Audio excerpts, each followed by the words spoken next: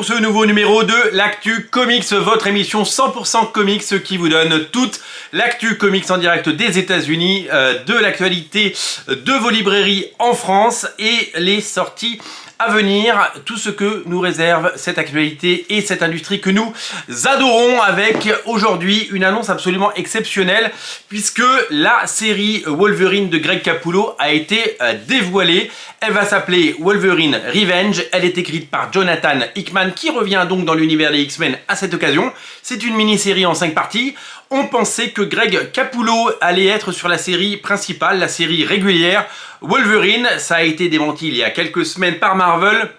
Et maintenant, on sait qu'il travaille depuis plusieurs mois maintenant sur une mini-série d'exception qui va s'appeler Wolverine Revenge, qui va s'inscrire dans la continuité et qui va faire appel à un grand nombre de personnages issus des X-Men, mais aussi de tout l'univers Marvel. On ne peut que se réjouir de cette nouvelle et de cette série, puisque ça va être une série prestigieuse qui arrive en août, et ça va être une série qui va rester, si évidemment elle est au rendez-vous de la qualité, puisque c'est une série qui, après sa première exploitation, vous le savez, en single issue, 5 numéros, eh bien pourra faire l'objet d'une belle collection et peut-être d'un beau livre plus tard qui sera lu, relu, édité, réédité et qui sera proposé dans multiples collections dans les 10-20 prochaines années.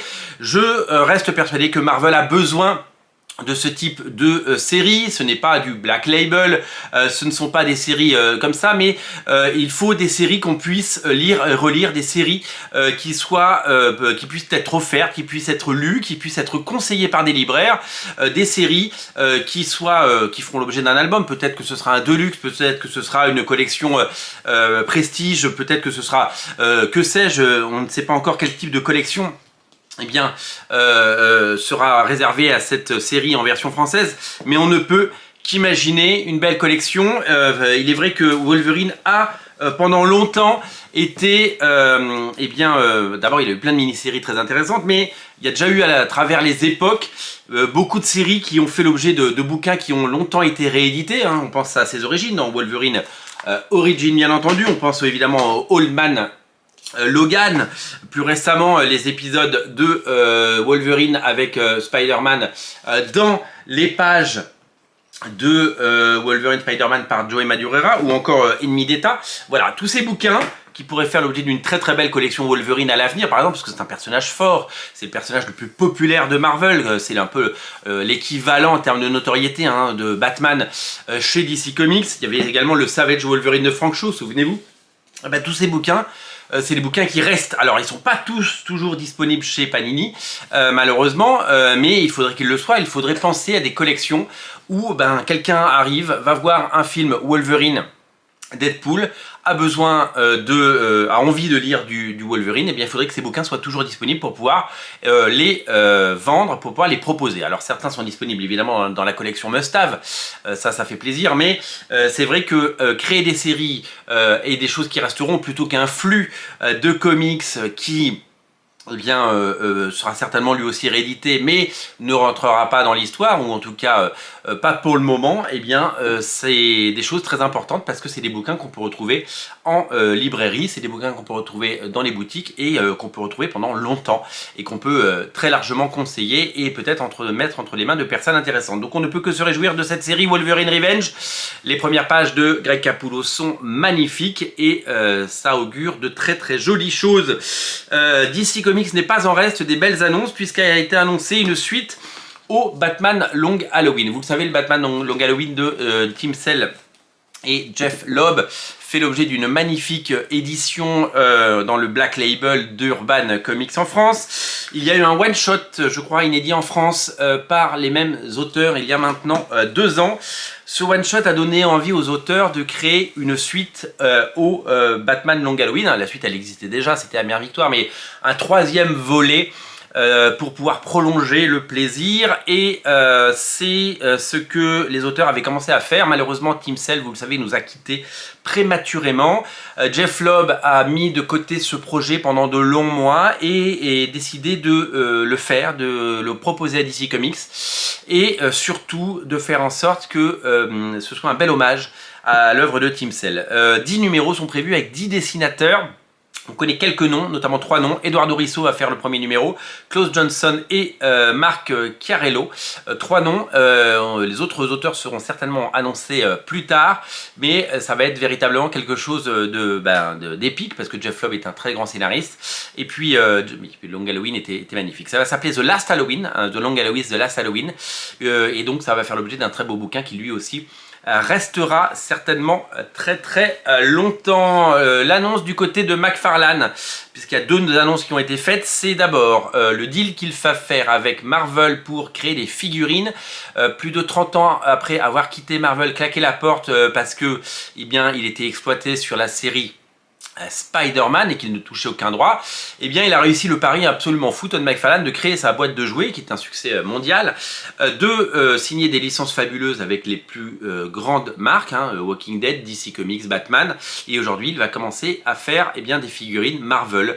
C'est une revanche pour lui qui a été payé au lance-pierre sur Batman et sur Spider-Man pendant des années, de pouvoir créer les figurines. Donc il y a 2 figurines qui ont été dévoilées. La première, c'est la couverture du Spider-Man 300, je crois, et l'autre, enfin c'est le Swinging Spider-Man, et l'autre avec Captain America. Ça va être dingue, on connaît le savoir-faire des figurines McFarlane et ça va faire de très beaux objets. Rapidement, une petite news sur son film Spawn. Il a annoncé que tout allait bien et que ça avançait. Pas d'avancée majeure, les scénaristes retravaillent le script. Il y a notamment le scénariste de Jokers 1 et 2 qui est aux manettes. Voilà, donc il y a eu une annonce sous forme de non-annonce. Je le redis, que Todd McFarlane prenne son temps. Il a décidé de ne pas céder les droits à un studio qui pourrait déglinguer son film, comme certains l'ont fait avec le Bloodshot de Sony, ou même son premier film Spawn. Il n'avait pas le contrôle créatif dessus et on a vu ce que ça a donné. Il a raison de mettre des freins et de mettre des garde-fous pour que son bouquin ne soit pas dénaturé au cinéma.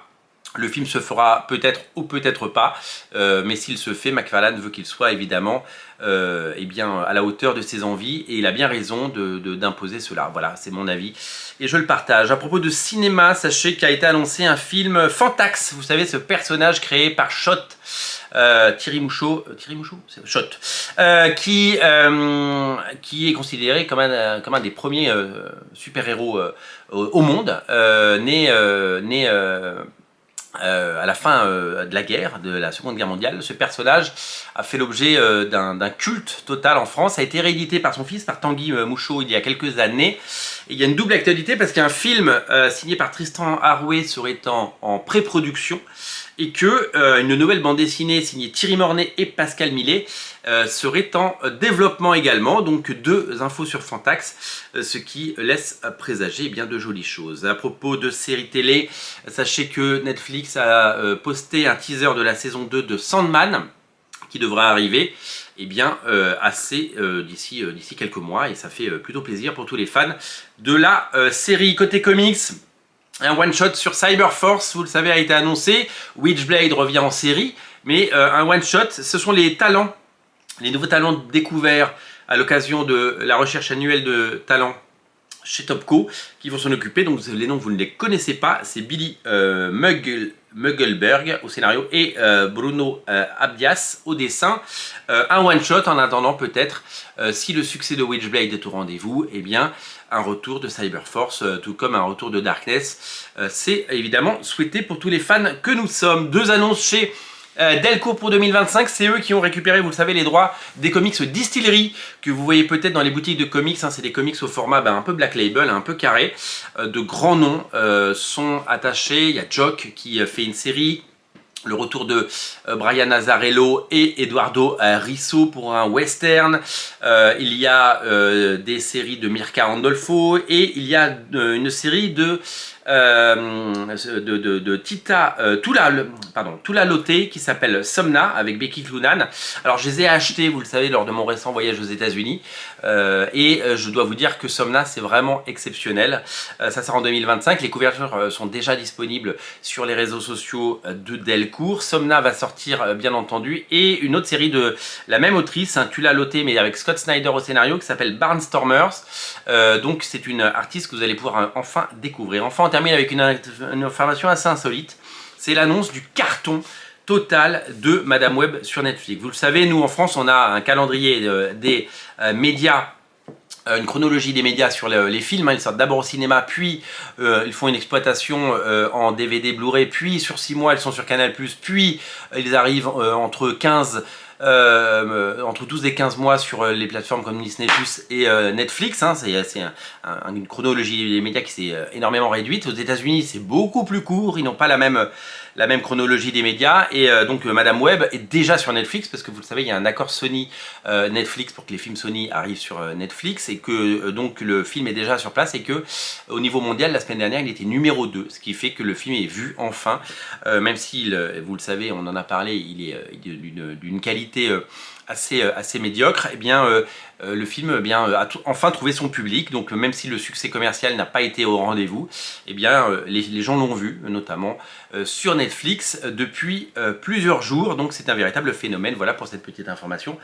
On retiendra évidemment les 2 grosses infos de la semaine. C'est l'annonce de la suite du Long Halloween de Jeff Loeb avec Eduardo Risso notamment, et la fabuleuse série Wolverine par Hickman et Capullo. Je vous invite à aller voir les pages sur les réseaux sociaux et sur les sites d'infos. Allez voir notamment sur Comics Blog qui a publié ça. C'est tout simplement dingue. C'est des pages magnifiques, et je pense que vous allez vous régaler. On se retrouve très bientôt pour une nouvelle Actu Comics, les amis. Salut!